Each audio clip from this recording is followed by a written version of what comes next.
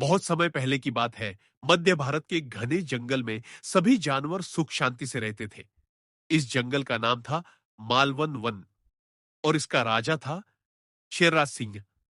शेरराज न्यायप्रिय और बलशाली राजा था, लेकिन एक साल जंगल में भारी सूखा पड़ा। न बारिश हुई, न कोई फसल उगी। तालाब सूख गए, पेड़ पौधे मुरझा गए और जानवर भूख प्यास से बेहाल हो उठे। इस संकट में सभी जानवर जंगल पंचायत के सामने जमा हुए। वहां हाथी, हिरण, बंदर, लोमड़ी, सियार और नीलकंठ जैसे पक्षी भी थे। सबने राजा शेरराज से प्रार्थना की, महाराज, अब कुछ उपाय कीजिए, वरना हम सभी मर जाएंगे। शेरराज ने अपने मंत्रियों से सलाह ली। नीलकंठ पक्षी, जो बहुत ज्ञानी और दूरदर्शी था, बोला, महाराज, हमें जंगल से बाहर निकलकर कोई नया इलाका खोजना चाहिए, जहां जल और अन्न की सुविधा हो, वरना यहां रहना मौत को बुलावा देना होगा। शेरराज ने अनुमति दी कि सभी जानवर समूहों में निकलकर नए स्थान की खोज करें। और यहीं से इस कहानी की असली शुरुआत होती है। इसी जंगल में रहता था एक धूर्त सियार, जिसका नाम था चंचल। चंचल बड़ा चालाक था और हमेशा दूसरे जानवरों को बेवकूफ बनाकर अपना फायदा करता रहता था। चंचल को जब पता चला कि सभी जानवर जंगल छोड़ने की सोच रहे हैं, तो उसने मन ही मन योजना बनाई। अगर सभी जानवर चले जाएंगे तो ये जंगल मेरा हो जाएगा, फिर जो बचेगा वो मेरा गुलाम होगा। वह दौड़ता हुआ शेरराज के पास गया और बोला, महाराज, हमें कहीं जाने की आवश्यकता नहीं है। ये जंगल बहुत विशाल है। एक कोने में मैंने एक गुप्त झरना देखा है, जहां पानी और कुछ फल अभी भी मौजूद है। मैं आपको वहां ले चलूंगा। शेरराज और मंत्रीगण चकित हुए। अगर ऐसा है तो हमें वहां चलना चाहिए, उन्होंने सोचा। लेकिन नीलकंठ पक्षी को सियार की बात पर शक था। वह बोला, महाराज, सियार चंचल की बातों पर तुरंत भरोसा न करें। यह पहले भी कई बार धोखा दे चुका है।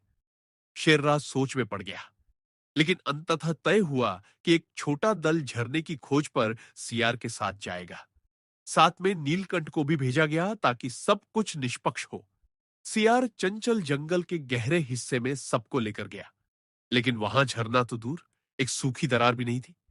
चारों ओर सिर्फ सूखे पेड़ और झाड़ियां थी। जानवर थक गए, प्यास से बेहाल हो गए। नीलकंठ ने चंचल से पूछा, कहाँ है तुम्हारा झरना? चंचल झेपता हुआ बोला, वो शायद रास्ता भूल गया। नीलकंठ चीखा, धोखेबाज, तुझे जंगल में रहने का अधिकार नहीं।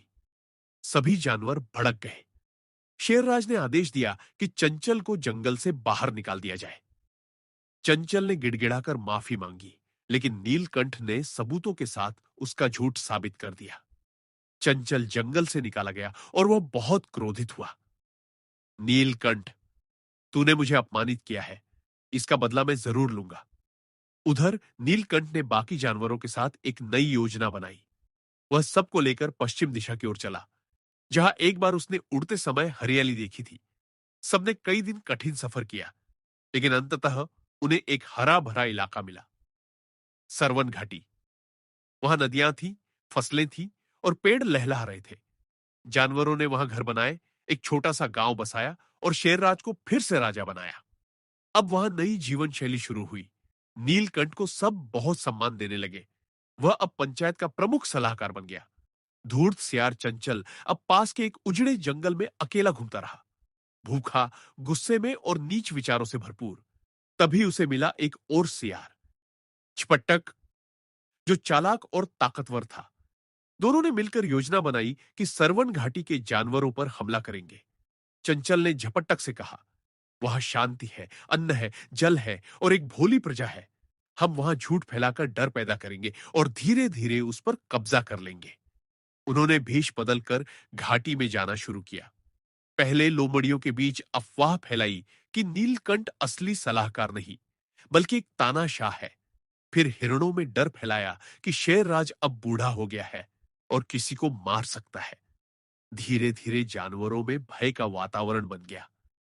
नीलकंठ को खबर मिली कि कुछ बाहरी सियार घाटी में डर और भ्रम फैला रहे हैं। उसने तुरंत पंचायत बुलाई और कहा, अगर हम एकजुट रहेंगे तो कोई हमारा नुकसान नहीं कर पाएगा, लेकिन अगर हम भ्रम में पड़ गए तो यह स्वर्ग दुख का स्थान बन जाएगा। चंचल और झपटक ने अब खुलकर विद्रोह कर दिया। कुछ जानवर उनके साथ हो गए, लेकिन अधिकांश जानवर नीलकंठ और शेरराज के साथ डटे रहे।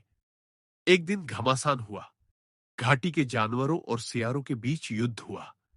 चंचल और झपटक की सेना हार गई। चंचल को पकड़कर नीलकंठ के सामने लाया गया। नीलकंठ बोला, एक बार तुम्हें माफ किया, लेकिन तुमने फिर विश्वासघात किया। अब दंड मिलेगा। शेरराज ने सियारों को जंगल से हमेशा के लिए निष्कासित कर दिया।